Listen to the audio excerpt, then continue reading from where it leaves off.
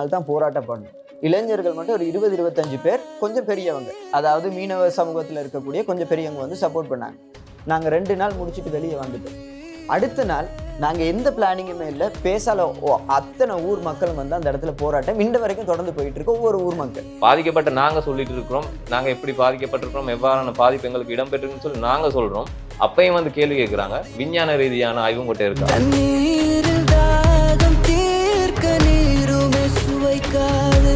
வர சொல்லி அந்த தண்ணியை கொடுத்துடணும். உங்களுக்கு நீங்க வந்து இந்த தண்ணியை குடிங்க, இந்த தண்ணி நல்லா இருந்த தண்ணி இப்ப இப்படி இருக்கு, மழை காலத்துல அங்க வாழ சொல்லணும். இல்ல சாண்ட் மைனிங் பண்ணி கிடைக்கத ஒழுங்கா பேமெண்ட் அறிவிருக்கா எங்க தண்ணியில பிஎஸ் லெவல் ரொம்ப அதிகம், போட்ட குடி தண்ணியில உப்பு கலக்கும். இந்த கேள்வி கேட்டு இன்னையோட 3 வருஷம் அதை ஒரு உள்ளுணர்வா எடுத்துக்கிட்டு இப்ப அப்படி ஒரு வீட்டுல நீங்க வந்து தங்குவீங்களா?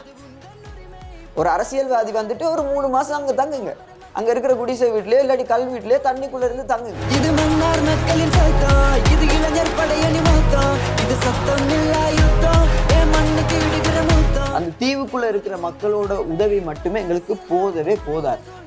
இது ஒட்டு மொத்தமா கடைசி பார்லிமெண்ட் எலெக்ஷன்ல எல்லாரும் வந்து நின்று அதுக்காக வேண்டி குரல் கொடுத்து ஒரு நியாயத்தை கேட்ட மாதிரி எல்லா மக்களும் எந்த டிஸ்ட்ரிக்ட், எந்த மொழி, இனவாதம், அது இதெல்லாம் பார்க்காம நிலத்துக்கு கொடுக்கிற மரியாதை, நம்ம ஒன்னா சேர்ந்தா புதுப்பாத ஒரு தலைமுறை தொடரணும் மறவாத.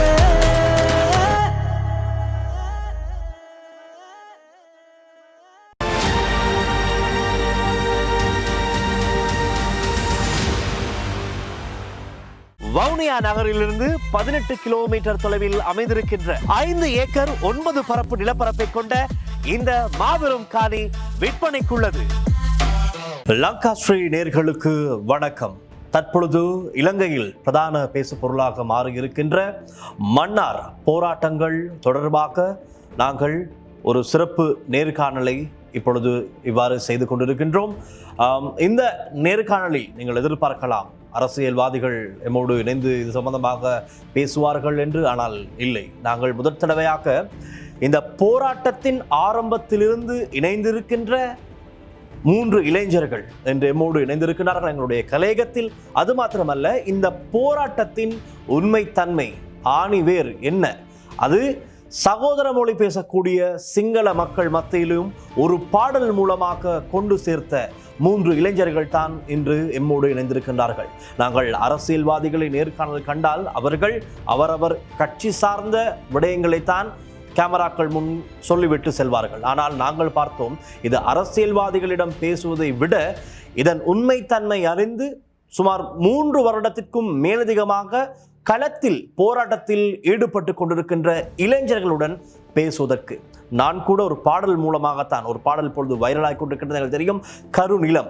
இந்த கருநிலம் சம்பந்தமான பாடல் இப்பொழுது அனைத்து சோசியல் மீடியாவிலும் பரவலாக இது சம்பந்தமாக பேசப்பட்டு வருகின்றது. இந்த பாடல் மூலமாக மன்னாரில் இடம்பெறுகின்ற பிரச்சனை என்னவென்று இதுவரை தெரியாதவர்களும் இப்பொழுது தெரிந்து கொண்டு இந்த போராட்டம் சம்பந்தமாக குரல் எழுப்ப தொடங்கியிருக்கிறார்கள். நாங்கள் அந்த இளைஞர்களிடம் பேசுவதற்கு முன்னர் அந்த பாடலை பார்த்துவிட்டு வரலாம். மீது வேர்கள் ஒன்று என்னிடம் இருக்காது, தண்ணீரில் தாகம் தீர்க்க நீருமே சுவைக்காது. மீது வேர்கள் ஒன்று என்னிடம் இருக்காது, தண்ணீரில் தாகம் தீர்க்க நீருமே சுவைக்காது. அது எங்கள் உரிமை, வெளிநாட்டவ தேடிட வேடிக்கை பார்க்கிற காலங்கள் மாறிட அலட்சியமாய் ஒரு கடமை, இது கடமை. உன்னிலம் அது உந்தன் உரிமை, பல அரசியல் நாடகமாயிட்ட சூழ்நிட பாமர மக்களின் வாழ்க்கையை கெடுத்திடுமே, அது கொடுமை. இது மன்னார் மக்களின் சத்தம், இது இளைஞர் படையணி மொத்தம், இது சத்தம் இல்ல யுத்தம், மண்ணுக்கு இடுகிற மொத்தம், தாய் நிலத்துக்கு கொடுக்கிற மரியாதை, நம்ம ஒன்னா சேர்ந்தா புதுப்பாத ஒரு தலைமுறை தொடரணும் மறவாத.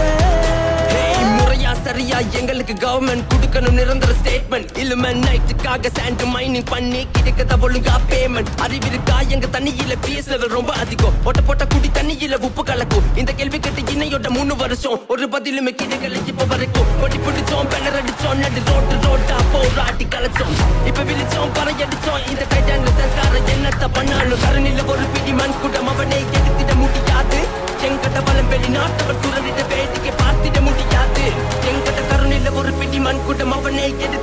முடியாது. எங்கட பலம் வெளிநாட்டவர் சுரண்டிட வேடிக்கை பார்த்திட முடியாது. ஓமன் மீது வேர்கள் ஒன்று என்னிடம் இருக்காது. தண்ணீரில் தாகம் தீர்க்க நீருமே சுவைக்காது. பெருநிலமது எங்கள் உரிமை. வெளிநாட்டவர் தேடிட வேடிக்கை பார்க்கிற காலங்கள் மாறிட அலட்சியமாய் ஒரு மடமை. இது கடமை. உன்னிலமது உந்தன் உரிமை. பல அரசியல் நாடக மாயைகள் சூழ்நிட பாமர மக்களின் வாழ்க்கையை கெடுத்திடுமே அது கொடுமை. இது மன்னார் மக்களின் சத்தம். இது இளைஞர் படையணி மொத்தம். இது சத்தம் இல்லா யுத்தம். என் மண்ணுக்கு இடுகிற மூத்தம். தாய் நிலத்துக்கு கொடுக்கிற மரியாதை. நம்ம ஒன்னா சேர்ந்தா புது பாதை. ஒரு தலைமுறை தொடரணும் மறவாத.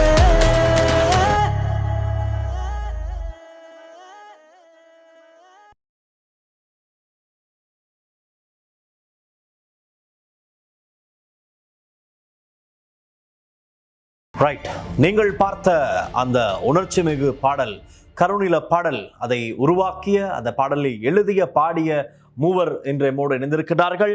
எரிக் பெர்னாண்டோ, அபிஷேக், டிலக்ஷன் ஆகிய மூவர் எம்மோடு இணைந்திருக்கிறார்கள். மூவருக்கும் வணக்கம். உண்மையாகவே மகிழ்ச்சி. நாங்கள் நீண்ட நாட்களுக்கு பின்னர் ஒரு இளைஞர் பட்டாளத்தோடு இந்த நேர்காணலை நாங்கள் ஒரு செய்கின்றோம். உண்மையாகவே நான் நினைக்கின்றேன் மிகவும் சுவாரஸ்யமாக அமைய போகின்றது இந்த நேர்காணல். காரணம், மக்கள் பிரச்சனை சம்பந்தமாகத்தான் இதில் பேச போகின்றோம். பாடல் சம்பந்தமாகவும் நாங்கள் பேசலாம். அதற்கு முதலாவதாக மன்னாரில் இடம்பெறுகின்ற நினைக்கிறேன் இன்றோடு 12 நாட்கள் தொடர்ச்சியாக இந்த போராட்டம் இடம்பெறுகின்றது. ஆனால் 12 நாட்கள் அல்ல, இந்த போராட்டம் 3 வருடங்களுக்கு முன்னமே ஆரம்பமான ஒரு போராட்டம். மீண்டும் இந்த காற்றாலை மின்சார உற்பத்திக்காக அங்கு கொண்டு வரப்பட்ட மாபெரும் இயந்திரங்கள் காரணமாகத்தான் மீண்டும் இந்த போராட்டங்கள் வெடிக்க ஆரம்பித்திருக்கின்றது. ஜனாதிபதி மாளிகையில், ஜனாதிபதி செயலகத்திலே ஜனாதிபதியுடன் ஒரு சிறப்பு சந்திப்பும் இடம்பெற்றது. ஆனால் இந்த சந்திப்பிலும் ஒரு இறுதி முடிவு எட்டப்படவில்லை என்பது தான் உண்மை.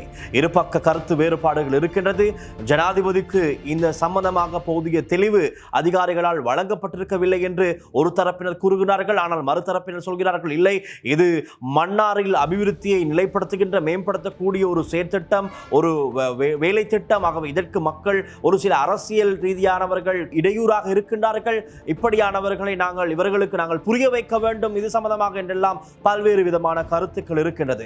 எது உண்மை எது பொய் என்பதை இளைஞர்களிடம், போராட்ட களத்தில் இதுவரை போராடி கொண்டிருக்கின்ற இளைஞர்களிடம், அதுவும் இந்த கருநிலம் சம்பந்தமான ஒரு பாடலை தயாரித்து சமூகத்தில் வெளியிட்ட இவர்களிடமே பேசி தெரிந்து கொள்ள போகின்ற முதலில் எரிக் பெர்னாண்டோ இணைந்திருக்கின்றார்.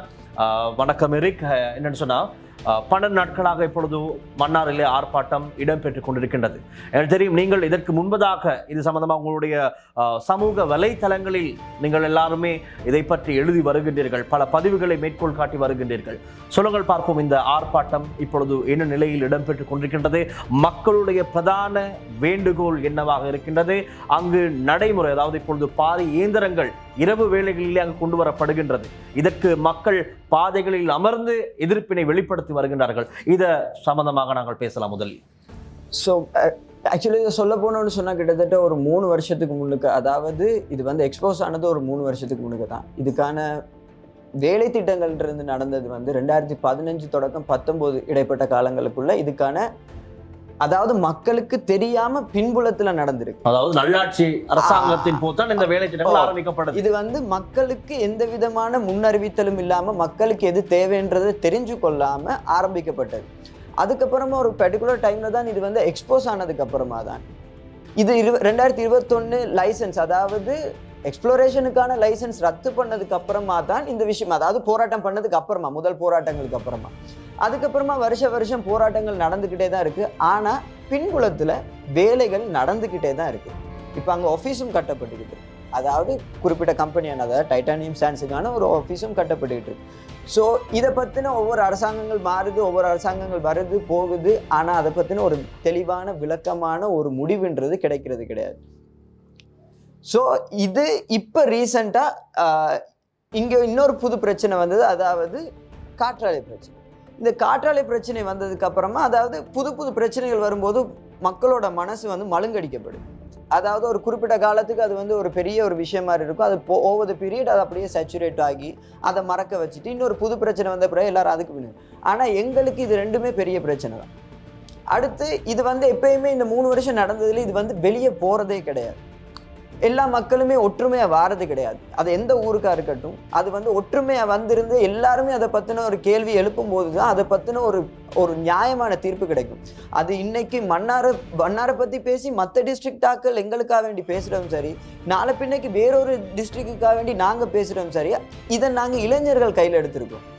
எந்த விதமான அரசியல் பூச்சிகளும் கிடையாம எந்த ஒரு பொலிட்டிக்கல் பார்ட்டியையும் நாங்க சாராம அங்க இருக்கிற மக்களுக்கு பிரச்சனை இருக்கு. ஆமா, மின் காற்றாலையால வெள்ளம் வருது, நாங்க அந்த திட்டத்தை வேணான்னு சொல்லல, அந்த இடத்துல வேணாம். இப்போ எரிக்காமா நீங்க சொன்னதை போல நான் இடையில கேள்விகள் சில கேட்கிறேன். காரணம் இது பற்றி இன்னும் தெரியாத பல பேர் இருக்காங்க. இப்போ நேற்று ஜனாதிபதியினுடைய செயலகத்தில் இடம்பெற்ற இந்த சந்திப்பை அடுத்து அங்கு வந்தவர்களிடம் நாங்கள் கருத்துக்களை கேட்ட போது அவர்கள் கூறுகிறார்கள், இந்த திட்டம் ஒரு சிறப்பான பல அபிவிருத்தியை பெற்றுத்தரக்கூடிய, தொடர்களை வரவேற்கக்கூடிய, பெற்றுத்தரக்கூடிய ஒரு செயற்திட்டம் என்றும், இதற்கு ஒரு சில அரசியல் ரீதியான என்ஜிஓக்கள் கூட சொல்கிறார்கள், அவருக்கு பேர் சொல்கிற என்ஜிஓக்கள் கூட இதை தடுப்பதற்கான முறையில் தான் இந்த போராட்டங்களை நடத்துகிறார்கள். இது வந்தால் 2028 நாட்டில் இடம்பெறக்கூடிய மின் பற்றாக்குறை அப்படி என்ன சொல்லப்படுகின்றது, மின் பற்றாக்குறைக்கு இந்த காற்றாலை திட்டம் ஒரு தீர்வாக அமையும், இதற்கு தீர்த்து கொள்ளக்கூடியதாக இருக்கும் என்றெல்லாம் கூறுகிறார்கள். ஆகவே உண்மையாகவே நான் கேட்கின்றேன், இது மக்கள் போராட்டம் செய்வது இந்த அபிவிருத்தி வேலை திட்டத்தை தடுப்பதற்காகவா அல்லது மக்கள் முகம் கொடுக்கின்ற பிரச்சனைகளுக்கு தீர்வு கோரியா? நாங்க ஆக்சுவலி சொல்ல போனா 2 நாள் தான் போராட்டம் பண்ணோம். அதாவது கிட்டத்தட்ட ஒரு 20 பேர் இருந்திருப்போமா, இளைஞர்கள் மட்டும் ஒரு 20-25 பேர், கொஞ்சம் பெரியவங்க, அதாவது மீனவ சமூகத்தில் இருக்கக்கூடிய கொஞ்சம் பெரியவங்க வந்து சப்போர்ட் பண்ணாங்க. நாங்கள் 2 நாள் முடிச்சுட்டு வெளியே வந்துட்டோம். அடுத்த நாள் நாங்கள் எந்த பிளானிங்குமே இல்லை, பேசால அத்தனை ஊர் மக்களும் வந்து அந்த இடத்துல போராட்டம் இந்த வரைக்கும் தொடர்ந்து போயிட்டு இருக்கு. ஒவ்வொரு ஊர் மக்கள் இங்கே பிரச்சனை என்னன்னு சொன்னால், டவுனில் இருக்கிறவங்களுக்கு அதை பற்றி தெரியாது. நீங்கள் அப்படியே தாழ்வுபாடு, எருக்கலம்பிட்டி, பேசால, தலைமன்னார் இந்த பக்கங்களுக்கு போனீங்கன்னு சொன்னால், இது ஆக்சுவல் ப்ராப்ளம் என்னன்னு சொன்னால், மன்னார் ஏற்கனவே நிலமட்டத்தில், அதாவது நீர்மட்டத்தில் கடல் மட்டத்துக்கு சமமாக இருக்கிற இடம். அப்போ இந்த இடத்துல ஏற்கனவே நடுப்பகுதிகளில், அதாவது எருக்கலம்பிட்டி, தாழ்வுபாடு இந்த மாதிரியான பிரதேசங்களில் மண் ஏற்கனவே கம்மியாக இருக்கு, ரைட்? அப்போ ஏற்கனவே இப்படி இருக்கும்போது அங்கே வந்து எப்படி சொல்கிறது, சூவேஜ் சிஸ்டம் சொல்கிறோம்ல, நீர் வடிகால் அமைப்புன்றது வந்து ரொம்பவுமே ஏற்கனவே பிரச்சனைக்குரிய ஒரு விஷயமா இருந்தது. அங்கே ஒழுங்கான சூவேஜ் சிஸ்டம் கிடையாது. மன்னாரில் மழை பெஞ்சுதுன்னா நீர் வழிஞ்சோடி கடலுக்கு போய் சேரும். அப்போ இவங்க வந்து கரையோரத்தை மொத்தமாக பிடிச்சி அங்கே அடிக்கப்பட்ட அவ்வளவு இதனாலேயும் நீங்கள் இப்போ போனீங்கன்னு சொன்னால், அதாவது அக்டோபர், நவம்பர், டிசம்பர் இந்த மாதிரியான மழை காலங்களில் போனீங்கன்னு சொன்னால், அங்கே இருக்கிற ஒட்டுமொத்த மக்களுமே தண்ணிக்குள்ளே தான் இருக்கிறாங்க. வீடு இருந்த இடங்களுக்குள்ள, அதாவது தண்ணி வடிஞ்சு கடலுக்குள்ளே போக முடியாத ஒரு நிலைமை. அப்போ நீங்கள் இதில் எலக்ட்ரிசிட்டி எடுத்து நீங்கள் வந்து இதில் லாபம் கண்டாலும் சரி, இது மற்ற மக்களுக்கும் லாபம் கொடுத்தாலும் சரி, இங்கே இருக்கிற ஒரு வளத்தை அழித்து ஒரு அபிவிருத்தின்றது அது எந்த வகையில் நியாயம் கொடுக்கப்படும்னு எனக்கு தெரியலை. ஒரு திட்டம்ன்றது வந்து ஒரு நிலத்தையும் அதை சார்ந்த மக்களையும் அழிக்காமல் வர்றதுக்கு பேர் தான் ஒரு நல்ல திட்டம். அது அங்கே இருக்கிற எல்லா மக்களுமே அந்த இடத்த விட்டு, அதாவது எல்லாருக்குமே தெரியும் மன்னார் வந்து, அதாவது சுற்றுலா பயணிகள் வந்து அதிகமாக விருப்பப்பட்டு வந்துட்டு போகக்கூடிய ஒரு அழகான இடம்.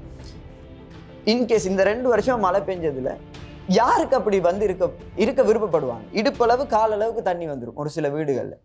அங்கே இருக்கிற எல்லாருமே நிறைய பேர் ரொம்ப படித்தவங்களோ, ரொம்ப இது மீனவ சமூகத்தை சார்ந்தவங்க. இதை பற்றின விஷயங்கள் வந்து பெரிய பெருசான பேசப்படுறது கிடையாது. அங்கே இதை சார்ந்த அரசியல்வாதிகளும் இதை வந்து அவங்களோட அதாவது அரசியல் ஆதாயங்களுக்காக வேண்டி பேசுறதுக்கு முதற்கொண்டு அங்கே இருக்கக்கூடிய மக்களுக்கான உண்மையிலே அதை ஒரு உள்ளுணர்வாக எடுத்துக்கிட்டு, இப்போ அப்படி ஒரு வீட்டில் நீங்கள் வந்து தங்குவீங்களா? ஒரு அரசியல்வாதி வந்துட்டு ஒரு 3 மாதம் அங்கே தங்குங்க, அங்கே இருக்கிற குடிசை வீட்லேயோ இல்லாட்டி கல் வீட்லேயோ தண்ணிக்குள்ளே இருந்து தங்குங்க. அப்புறம் நீங்கள் சொல்லுங்கள், இது வந்து நாங்கள் வேணான்னு சொல்லலை, காற்றாலை திட்டத்தை வைங்க, அந்த இடத்தையும் சூழலையும் மக்களையும் பாதிக்காத ஒரு இடத்துல வைங்க. அதே மாதிரி தான் மண் அகழ்வு பிரச்சனை. ஏற்கனவே அங்கே வந்து கடல் மட்டம், அங்கே நிறைய பிரச்சனைகள் இருக்குது. கடல் மட்டத்துக்கு ரொம்பவுமே க்ளோஸ்டாக இருக்கக்கூடிய ஒரு நிலம். அப்போ நீங்கள் வந்து ட்ரில் பண்ண அங்கே இருக்கக்கூடிய ஆர்டிஷியன் தண்ணிகளில், அதாவது குடிநீரில் காசு இருக்கிறவன் வாங்கிட்டு போயிடுவான். நல்ல பணக்காரனாக இருக்கிறானா அவனுக்கு ஃபில்டர் வாட்டர் வேணுமா, இல்லாட்டி பியூரிஃபையர் வாங்கி வீட்டில் மாட்டிட்டு அவங்களால வாழ முடியும். காசு இல்லாதவங்க நிலத்தடி நீர் ஆர்டிஷியன் தண்ணியை நம்பி இருக்கிறவங்க, நீங்கள் நிலத்தடியை ட்ரில் பண்ணி ஹோல்ஸை போட்டு ஒரு சர்டன் டைமுக்கு அப்புறம் உப்பு தண்ணி கலந்ததுக்கு அப்புறமா அங்கே இருக்கிற மக்களை எழுப்பாட்டுறது தானே அப்போ உங்களோட இது. உங்களுக்கு வேணும்ன்ற, அதாவது ஆதாயம் கிடைக்கணுன்றதுக்காக வேண்டிய அங்கே இருக்கிற மக்கள் எழும்ப மாட்டாங்க. இது எத்தனை நாள் ஆனாலும் சரி, நாங்கள் இரவு உட்காந்து சரி, அங்கே இருக்கிற மக்கள் இதை ஒரு காலமும் விடவும் மாட்டாங்க. இதுக்கான நடவடிக்கைகள் தொடர்ந்து முன்னெடுக்கப்பட்டுக்கிட்டே தான் இருக்கும். இப்போ இதுக்கு இப்போ மன்னார் மாவட்டத்தில் மன்னார்ல வாழ்ற எல்லாருடைய மக்களுடைய ஆதரவும் இருக்குது. கண்டிப்பா. என்ன பிரச்சனைன்னு சொன்னா, இப்ப இங்க இருக்கக்கூடிய மிகப்பெரிய பிரச்சனையே இந்த இந்தியாவில் இருக்கிற மாதிரி தான். அதாவது ஒரு காலத்துக்கு அப்புறம் இந்த சேச்சுரேட் ஆயிரும், ஒரு சலிப்பு தன்மை. இது நடக்குது, போராட்டம் நடக்குது, அதுக்கப்புறமா இது நடக்குது, அரசியல்வாதிகள் பேசுறாங்க, ஓகே. அதுக்கப்புறமா மக்களுக்கு வேலைன்னு ஒன்று இருக்குதானே.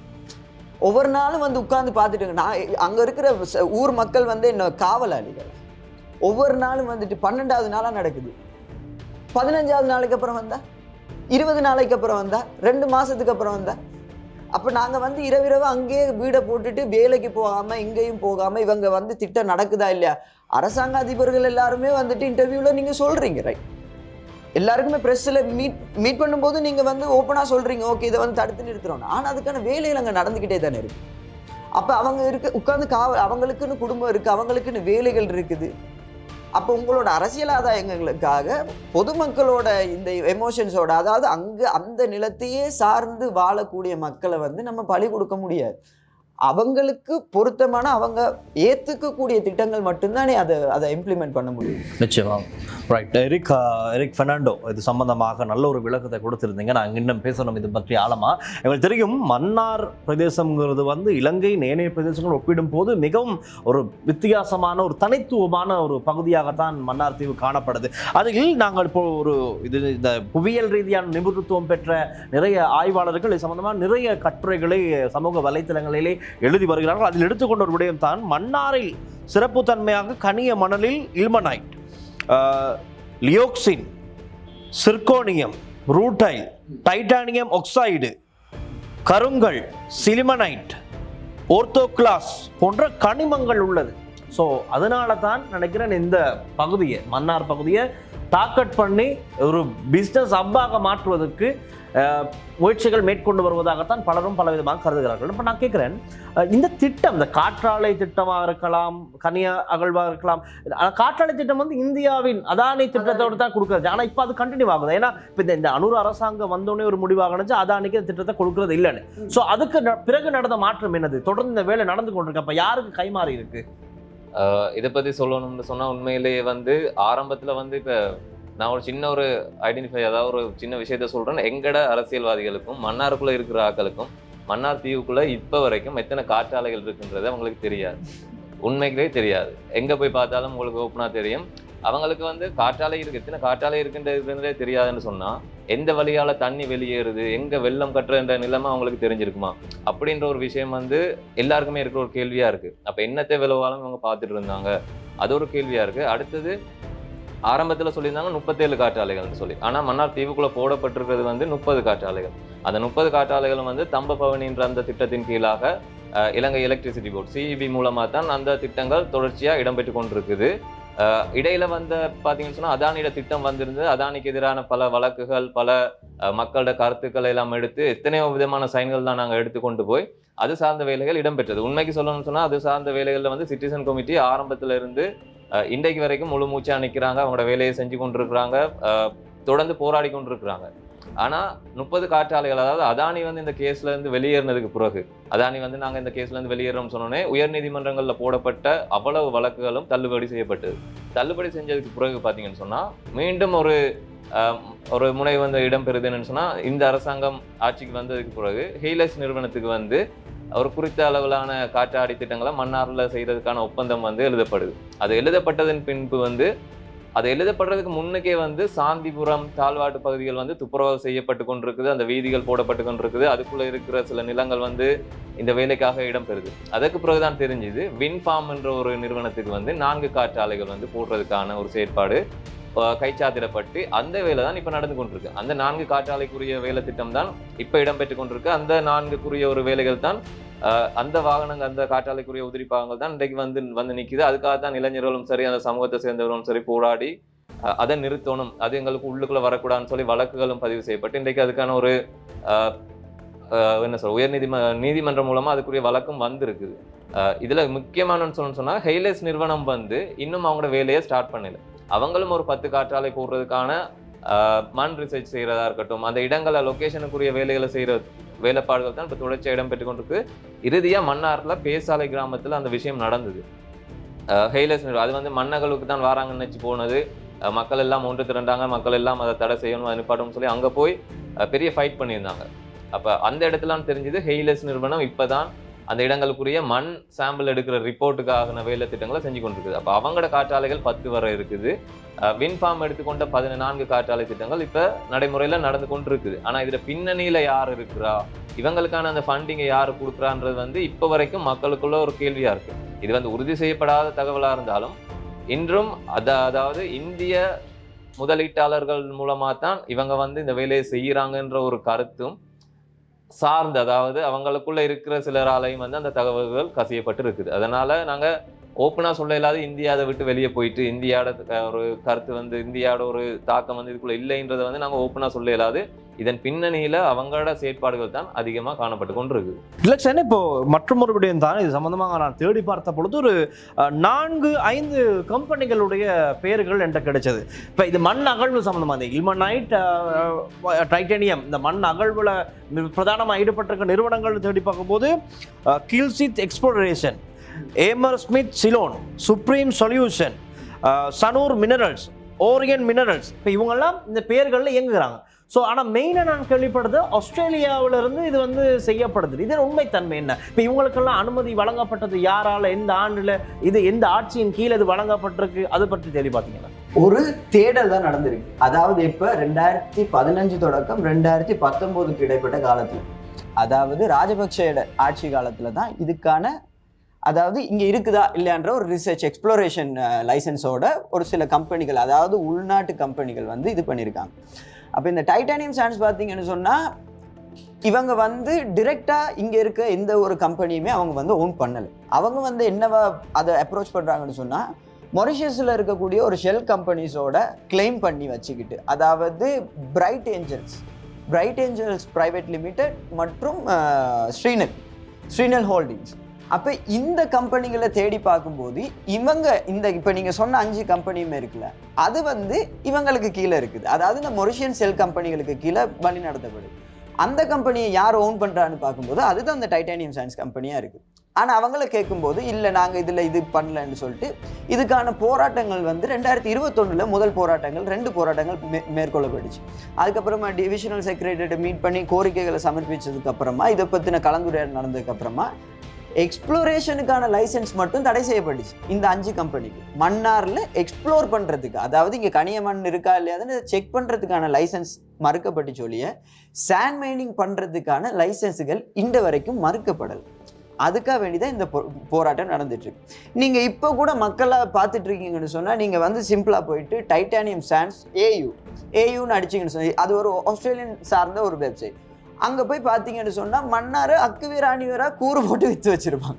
இது இப்போயுமே ஆன்லைனில் தான் இருக்குது. அவங்க அதுக்கப்புறமா அதை இழுத்து சாத்திட்டு போகவும் இல்லை. அவங்க இப்போ வரைக்கும் ரன் பண்ணிட்டு தான் இருக்காங்க. ஏன்னு சொன்னால் இதோட சீரியஸ்னஸை புரிஞ்சுக்கொள்ளணும். ஏன் இதை வந்து ஒரு சீரியஸான ஒரு விஷயமா மக்கள் நம்ம ஏன் பார்த்துக்கொள்ளணும்னு சொன்னால், இந்த இல்மனைட் மண்ணுன்றது இருக்குல்ல, இது வந்து எப்படி சொல்லணும்னு சொன்னால் மிகவும் மிகவும் பாரம் குறைந்த உறுதியான ஒரு உலோகம். உலகத்திலே 4வது செறிவு கூடுன இல்மனைட் இருக்கிறது மன்னார். இதை சாதாரணமாக விடுவாங்களான்றது தான் எங்களுக்கு மக்கள் கிட்ட கொண்டு போய் சேர்க்கணும். ஏன்னு சொன்னால் எங்களுக்கு மக்கள் மன்னார் மாவட்டத்துக்குள்ளே இருக்கிற மக்கள், அந்த தீவுக்குள்ளே இருக்கிற மக்களோட உதவி மட்டுமே எங்களுக்கு போதாது. இது ஒட்டு மொத்தமாக கடைசி பார்லிமெண்ட் எலெக்ஷனில் எல்லாரும் வந்து நின்று அதுக்காக வேண்டி குரல் கொடுத்து ஒரு நியாயத்தை கேட்ட மாதிரி எல்லா மக்களும் எந்த டிஸ்ட்ரிக்ட்டு, எந்த மொழி, இனவாதம், அது இதுன்னெலாம் பார்க்காம, ஏன்னு சொன்னால் அந்த இடத்தோட ரிசோர்ஸ் அவ்வளோ இருக்குது. அந்த இடத்த ஒரு அழகான ஒரு தீவை வடிவமைக்கலாம். உங்களுக்கு வடிவமைக்கலாட்டியும் பரவாயில்ல, சிதைக்காது. கரையோரம் முழுக்க இது செஞ்சு வச்சிருக்கீங்க. அந்த மன்னர் பேர் போனதே பறவைகள். அதாவது என்னன்னு சொல்றோம், ஆஸ்திரேலியால இருந்து இங்க வந்து, அதாவது யோசிச்சு பார்க்கணும், இலங்கையில இவ்வளவு நிலங்கள் இருந்தாலும் மன்னார்ல இருக்கக்கூடிய ஒரு குறிப்பிட்ட ஒரு நிலத்துல வந்து மட்டும் அமர்ந்துட்டு இன்னொரு நாடுகான் பயணத்துக்கு அது போகுதுன்னு சொன்னா அந்த நிலத்தோட புவிச்சரிதியல் பத்தின ஒரு நம்ம அதை வந்து வேல்யூ பண்ணணும். அது நம்மளோட நிலம், அது நம்மளோட அழகு. எதுக்கு இப்படி சொல்றீங்க தானே? இப்ப இந்த பறவைகள் சம்பந்தமா நீங்க காய்ச்சிங்க, இந்த பறவைகளுக்கு உண்மைக்குமே பாதிப்பு இருக்கா இல்லையான்னு நாங்கள் தேடி பார்க்கும் பொழுது இது சம்பந்தமாக பாதுகாப்பு அமைச்சர் சம்பந்தமாக கேட்டால், மன்னார் பகுதியில் நடைபெற்று வரும் காற்றாலை மின் உற்பத்தி திட்டங்கள் அங்குள்ள பறவைகள் மற்றும் விலங்குகளுக்கு எந்தவித பாதிப்பும் ஏற்படுத்தும் என்ற குற்றச்சாட்டுகளை மின்சார அமைச்சர் குமார ஜெயக்கொடி நிராகரித்துள்ளார். எங்கள் ஊடகங்களுக்கு தெரிவித்த போது இந்த கருத்தினை தெரிவித்திருக்கின்றார். அந்த பயணத்தின் போது அங்கு பறவைகள் அல்லது விலங்குகளுக்கு ஆபத்து ஏற்படுவதற்கான எந்த சான்றுகளும் அடையாளங்களும் காணப்படவில்லை என்று இவர் தெரிவித்திருக்கிறார். அப்புறம் என்னத்துக்கு பேர்ட் வாட்சிங்குன்னு சொல்லிட்டு அத்தனை ப்ராஜெக்டை மன்னார்ல நிறுவி வச்சிருக்கீங்க? நாங்க கேட்கிறோம், மன்னார் மக்கள் தான் கேட்கிறோம். மன்னார் அங்க பறவைகள் சரணாலயம் இல்லை, அது இல்லை, இது இல்லைன்னு சொன்னா அங்க வந்து டூரிஸ்ட் வந்து ஒரு குறிப்பிட்ட மாதங்கள்ல வந்துட்டு கேமரா அது இதெல்லாம் எடுத்துட்டு வந்து பறவைகளை பார்க்கறதுக்குன்னு இடத்த அரசாங்கம் அமைச்சிருக்கு. அதே சும்மா வேடிக்கை பார்க்கறதுக்கா இல்லாட்டி வானத்தை பார்க்கறதுக்கா? அப்ப இந்த திட்டத்தை கொண்டு வரது அரசாங்கம் தான். அரசாங்கம் அவங்களுக்கான உங்களுக்கு எக்ஸ்போஸ் பண்ண முடியலன்னு சொன்னா அதுகளை ஒத்துக்கொள்ள முடியும், அதை ஒத்துக்கொள்ளுங்க. அதை விட்டுட்டு அந்த இடத்துல அது இல்லை இது இல்லை என்று அதுல வந்து மழுங்கடிக்கிற மாதிரியான கதைகள் வந்து அங்க அப்படின்னு சொன்னா ஒரு ஒரு 6 மாசத்துக்கு எங்களோட மன்னாருக்கு வாங்க, அங்கேயே வந்து தங்குங்க, அங்கேயே இருங்க, மக்களோட மக்களா இருங்க, அங்க இருந்து பாருங்க. திருக்கேஸ்வரம் தாண்டா நான் உங்களுக்கு கூட்டு போய் காட்டுறேன், மன்னார் பாலத்தை தாண்டா நான் உங்களுக்கு கூட்டு போய் காட்டுறேன். பறவைகள் இருக்கா இல்லையா, அது எந்த அளவுக்கு சதுப்பு நிலமும் அழகான இடமும் நிறைஞ்ச இடம் கண்டிப்பா அங்க மட்டும்தான் வரும். இலங்கையில இவ்வளவு இடம் இருந்தாலும் அங்க மட்டும்தான் வரும். பிளமிங்கோஸுக்கு பேர் போன இடம். இப்ப சொல்லுங்க. ஆனால் இந்த காற்றாலை திட்டம் ஆரம்பிக்கப்பட்டால் அதனுடைய திசை மாறும் என்று சொல்லப்படும். அது வர திசை இந்த காற்றாலை உற்பத்தினால் அதோட திசை மாறுவதற்கு வாய்ப்பு அதிகம்னு சொல்லப்படுது. உண்மையில இன்னொன்று கவலைக்குரிய விஷயம் என்னன்னு சொன்னா, இந்த அரசாங்கத்தை வந்து மக்கள் வந்து விரும்பினது என்ன? எல்லா அரசாங்கத்தாலையும் நாங்க ஏமாற்றப்பட்டிருக்கோம், ஒரு புது அரசாங்கம் வந்திருக்கு, இதால எங்களுக்கு ஒரு மாற்றம் கிடைக்கும் தான். ஆனா அமைச்சர் அந்த விட்ட செய்தி வந்து இன்றைக்கு வந்து எல்லாருக்குமே ஒரு தாக்கத்தை உண்டாக்கி இருக்கு. மன்னார் வந்து ஒரு பாரடைஸ் இல்லைன்னு சொல்லி அவர் சொல்றாரு. அவருக்கு வந்து இப்ப உண்மையிலே மன்னார்ல வாழ்பவனுக்கு அதை பத்தின அனுபவம் இருக்குமா? மன்னார்ந்தா என்னன்னு தெரியாத ஒரு ஆளுக்கு அனுபவம் இருக்குமா? அவர் அந்த வார்த்தை வந்து உண்மையிலேயே இது ஒரு கண்டிக்கத்தக்க ஒரு வார்த்தை என்று சொன்னா, எல்லாருமே ஆளுங்கட்சியில இருக்கிற தமிழ் உறுப்பினர்களா இருக்கட்டும், அது சார்ந்து இருக்கிறவர்களா இருக்கட்டும், அவ்வளவு பேருமே அந்த கருத்துக்கு வந்து எதிர்ப்பு தெரிவிச்சிருக்கணும். இவர் இந்த கருத்தை தெரிவிச்சு அடுத்த நொடி நீங்க பார்த்தா தெரிஞ்சிருக்கும், சோசியல் மீடியா ஃபுல்லா இந்த டூரிஸ்ட், இந்த டிராவலிங் செய்யற ஆக்களா இருக்கட்டும், டூரிஸ்டா இருக்கட்டும், இந்த பேர்ட்ஸ் வாட்சிங் மன்னாருக்கு வந்து அவங்களோட முழு ஃபேஸ்புக்கையும் பார்த்தா இதையா நீங்க பாரடைஸ் இல்லைன்னு சொல்றீங்க? அவங்களோட அந்த சோசியல் மீடியா ஃபுல்லாவே மன்னார்ல எடுக்கப்பட்ட புகைப்படங்கள், அது சார்ந்த எடுத்த வீடியோக்கள், பறவைகளோட வீடியோஸ்கள் சொல்லி லைனுக்கு போட்டுக்கொண்டே இருக்காங்க. அந்த நாள் அமைச்சர் வந்து அந்த அறிக்கையை வெளியிடுறாரு, அது கீழே பார்த்துட்டு இருப்பீங்கன்னு சொன்னா தொடர்ச்சியா அந்த மக்கள் எங்களுக்கு ஒரு சப்போர்ட்டிவாகவும் இருந்தேன்னு சொன்னா அந்த மக்களும் எங்களுக்கான குரலை கொடுத்திருந்தாரு. அமைச்சர் இப்படி இந்த கதையை சொன்னதால அது வந்து எங்களுக்கு ஒரு தாக்கத்தை ஏற்படுத்தக்கூடியது. அவர் வந்து முதலாவது ஏற்கனவே மன்னார்ல ஏற்பாடு செய்யப்பட்டிருந்த ஒரு ஒன்று கூடலுக்கும் வந்திருந்தார். அங்கேயும் இது சார்ந்த கருத்துக்கள் வந்து நிறையவே கொடுத்திருந்தோம். இந்த மாதிரி பாதிப்பு இருக்கு, அங்க வந்து அறிவு சார்ந்த வல்லுநர்கள் வந்திருந்தாங்க, அவங்களும் அவங்களோட கருத்தை தெரிவிச்சிருந்தாங்க. அப்ப அமைச்சர்கிட்ட இருந்து வந்த பதில் அங்க எப்படி அவரோட ரியாக்ஷன் இருந்ததோ அதே மாதிரி தான் கடைசியா மக்கள் வந்து ஜனாதிபதியை சந்திக்கிறதுக்கு முன்னுக்கு பிரதிநிதிகள் போய் திருப்பி ஒருக்கா சந்திச்சிருந்தாங்க. அந்த டைமும் அதே ரியாக்ஷன் தான். இப்ப நீங்க வந்து என்னத்தை எதிர்பார்க்குறீங்க? மக்களோட நலனை எதிர்பார்க்குறீங்களா, இல்லைன்னு சொன்னா அங்க இருக்கிற லாபத்தை மட்டும் எதிர்பார்க்குறீங்களா? அப்படின்னா மக்கள் அங்க என்னத்துக்காக வாழ்வானே அப்படின்ற ஒரு கேள்விக்குறியும் வந்து மக்கள்கிட்ட உருவாகி கொண்டு இருக்குது. அமைச்சர் இந்த கருத்தால பல இடங்கள்ல பல எதிர்ப்புகள் இன்றைக்கு வரைக்கும் தொடர்ந்து கொண்டு இருக்குது. அப்ப அதை வந்து அவர் கொஞ்சம் உணர்ந்து கொள்ளணும். இல்லைன்னு சொன்னா மன்னார்ல ஏழுமண்டா அவங்களோட பெற்றோர்களை மன்னார்ல விட்டுட்டு உங்களால நிம்மதியா இருக்க முடியுமா? அந்த திட்டத்தையும் செயற்படுத்துங்கன்னு சொல்லிட்டு உங்களால நிம்மதியா இருக்க முடியுமா? ஏல ஏன்டா உங்களுக்கு மன்னாருக்கும் சம்பந்தம் இல்லை, அங்க உங்களோட உறவுகள் இல்லை, அங்க வாழ்ந்த மக்களோட பூர்வீகம் அவங்களோட பாரம்பரியம் என்னன்றது தெரியாது. தேர்தல் இதுக்காக வேண்டி பேசலாம். ஒரு நாட்டு மக்கள் அவங்களும் எங்களோட உறவுகள்னு சொல்லிட்டு தேர்தல் நேரத்துல மட்டும்தான் இவங்களோட வாய்ப்பேச்சும் இருக்கும் ஒழிய, பார்லிமெண்ட் எலெக்ஷனுக்கும் எம்பிஸ் எலெக்ஷனுக்கும் மட்டும்தான் இவங்க உறவு கொண்டாடுவாங்களே ஒழிய, ஒரு பொதுவாரியான ஒரு பிரச்சனை வரும்போது ஏன் ஊமையாகும்? உண்மையிலே கவலை இருக்கிறது என்னன்னு சொன்னா, ஒரு இடதுசாரி கட்சின்னு சொல்லும்போது இடதுசாரியில வந்து தலைவர்கள்லாம் நீங்க குறிப்பிட்டு பாத்தீங்கன்னு சொன்னா, அடிமட்டத்துல இருக்கிற ஒரு சாதாரண குடிமகன் ஏதோ ஒரு பிரச்சனையில பாதிக்கப்பட்டாலும் அவனுக்காக குரல் கொடுக்கிறது தான் அந்த இடதுசாரி கட்சி. அப்ப மன்னார் மாவட்டத்துல இத்தனை லட்சம் மக்கள் இருக்கும்போது அந்த மக்களுக்கு இப்பெல்லாம் ஒரு பாதிப்பு வருதுன்னு சொன்னா, இல்ல மக்களை வேற ஒரு விதமா பாதுகாத்துட்டு அந்த லாபத்தை மட்டும் நாங்க எடுப்போம்னு சொன்னா அதுக்கு பேர் இடதுசாரி கட்சி இல்ல. இதை நாங்க வந்து குறையா சொல்லல, அரசாங்கத்தை வந்து நாங்க தாக்கியோ குறையா சொல்லல. நாங்க அந்த அரசாங்கத்தை நம்பிட்டு இருக்கும்போது உங்கள்கிட்ட இருந்து நாங்க நிறைய விடயங்களை எதிர்பார்க்கிறோம், ஒரு மாற்றம் நிகழணும் என்று சொன்னா. நாங்க ஆரம்ப காலத்துல அரசியலால பல விதத்துல ஏமாற்றப்பட்டிருக்கோம். இளைஞர்கள் எல்லாம் இன்றைக்கு நாங்க சொல்றோம், இன்றைக்கு நாங்க இந்த இளைஞர்கள் வந்து கதைக்கிறோம்னு சொன்னா நாங்க எந்த ஒரு அரசியல் பின்னணியும் இல்லாததால தான் இவ்வளவு விஷயங்களை எடுத்து கதைக்கிறோம். இன்றைக்கு அந்த அரசியல் பின்னணியில இருக்கிற இளைஞர்கள்ட்ட போய் நீங்க கேட்பீங்கன்னு சொன்னா இந்த பதில் வராது. ஏன்னா அவங்க அந்த தேடல் இருக்காது. அவங்களுக்கு அந்த தேடல் என்னத்துக்காக போராட வாங்கன்னு சொன்னா ஒரு இளைஞன் எப்ப நான் ஏன் போராட வரோம்னு கேள்வி கேட்கிறானோ அப்பதான் அந்த போராட்டம் வலுப்பெறும். எங்கட அந்த கருநில போராட்டத்துக்கும் நாங்க சொல்லணும், குறிப்பா சொல்லணும்னு சொன்னா அவ்வளவு பேருக்குமே அதுல இருக்கிற பிரச்சனை அடிப்படையில இருந்து இப்ப வரைக்கும் எல்லாமே தெரியும். ஏதோ போராட்டத்துக்கு கூப்பிடுறாங்க, நாங்க போய் போராடிட்டு வரணும்னு சொல்லி யாருமே வரல. இதுல அடிப்படையில இருக்கிற பிரச்சனை என்னத்துக்காக நாங்க போராடுறோம்ன்ற தன்மை அறிஞ்சதால தான் போராடுறாங்க. அப்ப இளைஞர்களை வந்து ஒரு குறிப்பிட்ட காலத்துக்கு எப்படி பழகி வச்சிருக்காங்கன்னு சொன்னா, ரைட் ஒரு போராட்டம் நடக்குதுன்னா நீ போ, ஆனா என்னத்துக்கான போராட்டம்னு தேடாது. அவனுக்கான இந்த தேடுறதுக்கான ஒரு சிந்தனையை கொடுக்கறது இல்லை. அப்ப இளைஞர்களும் இதுக்குள்ள வந்து தாக்கப்பட்டு இருக்கிறாங்க. அவங்களோட நான் இளைஞர்களை புற சொல்ல மாட்டேன் என்று சொன்னா அவங்கள கொண்டு போன சிஸ்டம் வந்து பிள்ளையாரு. அந்த சிஸ்டம் சரியா இருக்குன்னு சொன்னா இன்றைக்கு ஒவ்வொரு இளைஞனுமே இன்றைக்கு நாங்க வந்து இதுல கதைக்கணும் இல்லை, நாளைக்கு இன்னொரு 3 இளைஞர்கள் வந்து கதைக்கலாம். அவங்களும் இது சார்ந்த விஷயங்களை சரியான முறையில சொல்லலாம். இன்றைக்கு போயிட்டு நாங்க வீடியோ எடுக்கும்போது எங்களுக்கு ஒரு கவலையா இருக்கும்னு சொன்னா சில பேர் பிள்ளையான தரவுகளை சொல்லிடுவாங்க, பிள்ளையான விஷயங்களை சொல்லிடுவாங்களோ, இது வந்து யாரோ சொல்லி கொடுத்து கதைக்கிற மாதிரி இருக்கோ, அந்த மாதிரி இந்த இளைஞர்கள் போயிடக்கூடாது. இவங்க சுயமா அதை சிந்திச்சு எங்க இருக்கிற பாதிப்புகளை அறிஞ்சு கதைக்கக்கூடிய ஒரு இளைஞர்களா இருக்கணும். இன்றைக்கு நான் கதைக்கிறேன்னு சொன்னா என்ன நீங்க சாயம் பூ செய்யலாது என்று சொன்னா என்ற வீட்டுக்குள்ள தண்ணி வந்து எங்கட வெள்ளமே கட்டாத எங்கட வீட்டுக்குள்ள இன்னைக்கு வெள்ளம் ஏற்பட்டு நாங்க எங்கட சொந்த ஊர்லயே அகதியா இன்னொரு வீட்டுல போயிருக்கிற ஒரு நிலைமை ஏற்பட்டுது. அதே சமயத்துல ஆரம்ப காலத்துல எங்கட கிணத்துல இருக்கிற தண்ணி எல்லாருமே நினைச்சிட்டு இருப்பாங்க மன்னார்டா 4 பக்கம் கடல் சூழப்பட்டிருக்கு, அப்ப அந்த இடத்துல வந்து உவர் தண்ணி தான் இருக்குன்னு சொல்லி. கடல் அங்க இருக்குன்னு சொன்னா கொஞ்ச தூரத்திலே நல்ல தண்ணி இருக்குது. அந்த இடத்துக்கு இந்த என்ன சொல்றது, இந்த வாட்டர் சப்ளை எல்லாம் எங்களுக்கு தேவையே இல்லை. ஏன்னா நல்லீர் இருக்கிற ஒரு இடம். இன்றைக்கு அந்த வாட்டர் சப்ளை வந்து பயங்கரமா நடந்து கொண்டிருக்குது. அந்த இதுக்குள்ள வந்து நாங்க கேட்கவே இல்லை. மன்னாருக்குள்ள வந்து நீங்க வாட்டர் சப்ளை செய்யுங்கன்னு சொல்லி நாங்க கேட்கவே இல்லை. அந்த வேலை திட்டம் வந்து பேசாலை, கீரி இந்த மாதிரியான பகுதிகளில் வந்து பயங்கரமா நடந்து கொண்டிருக்குது. யாரு கேட்டது, என்னத்துக்காக அது நடந்துட்டு இருக்குது அப்படின்ற ஒரு கேள்வியும் இருக்கு. அதே சமயத்துல பேசாலையில, கீரியில சில குறிப்பிட்ட கிராமங்கள்ல இருக்கிற நல்ல நீர்கள், அதாவது கீரி எல்லாம் வந்து அந்த நன்னீருக்கு வந்து ஃபேமஸான ஒரு இடம். எப்பயுமே அந்த தண்ணியை குடிக்கிறதுக்கு ஃபில்டர் வாட்டரும் தேவையில்லை, நாங்க காசு கொடுத்து பொட்டல்ல வாங்கவும் தேவையில்லை. அந்த நீர்ல அங்க இருக்கிற நீர் வந்து ஒரு அவ்வளவு தூய்மையான நீர். இன்றைக்கு அந்த தண்ணீரை எடுத்து ஒரு கிளாஸ்ல ஊத்திட்டு பார்த்தா இன்றைக்கு எங்களுக்கு அந்த விஷயம் தெரியும். விஞ்ஞான ரீதியான ஆய்வு கேட்குறாங்க. பாதிக்கப்பட்ட நாங்க சொல்லிட்டு இருக்கிறோம், நாங்க எப்படி பாதிக்கப்பட்டிருக்கிறோம், எவ்வாறான பாதிப்பு எங்களுக்கு இடம்பெற்றிருக்குன்னு சொல்லி நாங்க சொல்றோம்.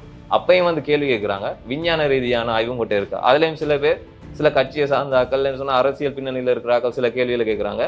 மன்னார் மக்கள் மடையர்கள் மாதிரி இப்படியான போஸ்டுகள் போடுறாங்க, காற்றாலையால் எவ்வளவு பயன் இருக்கு தெரியுமா, நீங்க எங்கேயோ இருந்து கதைச்சிட்டு இருப்பீங்க. வர சொல்லி அந்த தண்ணியை கொடுத்துடணும். ஓ உங்களுக்கு நீங்க வந்து இந்த தண்ணியை குடிங்க, இந்த தண்ணி நல்லா இருந்த தண்ணி இப்ப இப்படி இருக்குன்னு மழை காலத்துல அங்க வாழ சொல்லணும். நீ அங்க இருந்து சும்மா சம்பந்தமே இல்லாம ஒரு போஸ்ட போட்டு இந்த மக்களையும் குழப்பிக்கொண்டு, ஆனா ஏதோ ஒரு பின்னணி நீங்க இல்ல அவங்களோட ஸ்ட்ராட்டஜி என்னன்னு சொன்னா அவங்க வந்து அந்த மாதிரி ஒரு ஸ்டேட்மெண்ட்டை ஒரு பப்ளிக் மாஸ் மீடியாவுக்கு முன்னுக்கு வைக்கிறாங்கன்னு சொன்னா அதோட என்னன்னு சொன்னா இந்த போராட்டங்கள் வந்து வீரியம் பெறக்கூடாது.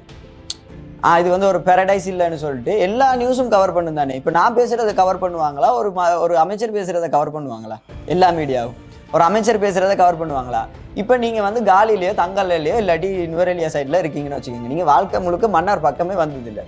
ஒரு அமைச்சர் கொடுக்குற ஒரு நியூஸ் போய் அந்த மனுஷங்களை போய் சேருமா, நாங்கள் கொடுக்குற நியூஸ் போய் சேருமா? அவர் சிம்பிளாக சொல்லிட்டு போயிடுவார், Mannar is not a paradise பிளேஸ்ன்னு சொல்லிட்டு. ஆமாம், இஸ் இட்? ஆமாம், கண்டிப்பாக வந்து பாருங்க.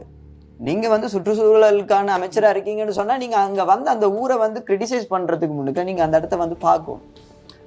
இல்லைன்னு சொன்னால் இதனால தான் பிரச்சனை, இதுதான் எங்களுக்கு பிடிக்கல, இதனால தான் எங்களுக்கு நாங்கள் ஏன் இப்போ நீங்கள் இந்த வீடியோ போடுங்களேன், இதுக்குமே ஒரு அரசியல் சாயம் தான் பூசப்படும். இவங்க இந்த கட்சியை சார்ந்தவங்க, இந்த கட்சியை சார்ந்த, நாங்கள் எந்த கட்சியும் சார இல்லை, ஓப்பனாக சொல்லுவோம். இது இன்னொருத்தவங்க பக்கத்து வீட்டு பிரச்சனை இல்லை, இது என்னோட நாட்டுக்குள்ள நடக்கிற பிரச்சனை. ஸோ நாங்கள் பேசாமல், இளைஞர்கள் ஆகிய நாங்கள் பேசாமல் வேற யாரும் இதை பற்றி எக்ஸ்பிரஸ் பண்ண போகிறோம்? இந்த காற்றாலை திட்டத்துக்கு போராட வேண்டியாக நாங்க இல்லை. இன்றைக்கு பொறுப்பு கூற வேண்டிய கடமையில இருக்கிறது அந்த அரசியல்வாதிகள் தான். அவங்க தான் சரியான பதில சொல்லணும். ஆனா இன்றைக்கு கஷ்டப்பட்டு கொண்டிருக்கிறது மக்கள்.